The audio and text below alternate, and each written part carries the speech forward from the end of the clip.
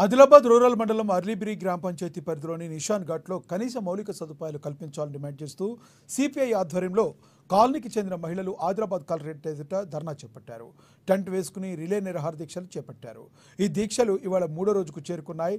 వీరికి సిపిఐ రాష్ట్ర నాయకులు కలవేణి శంకర్, జిల్లా కార్యదర్శి ముడుపు ప్రభాకర్ రెడ్డి శిబిరాన్ని సందర్శించి వారికి మద్దతు పలికారు.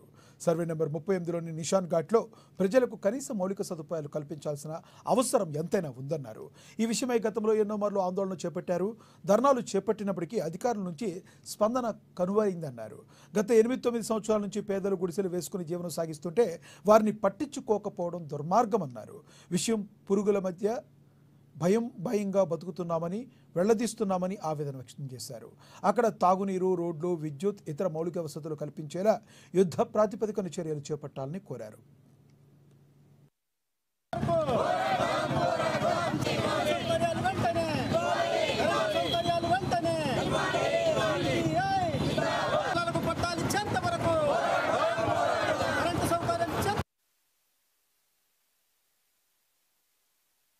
పేద ప్రజలకు, బడుగు బలహీన వర్గాలకు నివాస స్థలాల కోసం, ఇంటి స్థలాల కోసం అనేక పోరాటాలు చేసి పునరావాసం కల్పించినటువంటి చరిత్ర కమ్యూనిస్ట్ పార్టీకి ఉంది.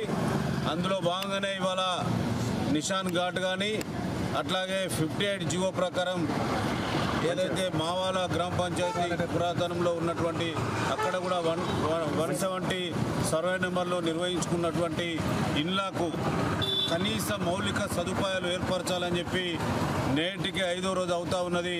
రిలే నిరాదీక్షలు చేస్తూ ఉన్నారు. కలెక్టర్ గారిని కూడా సంప్రదించడం జరిగింది.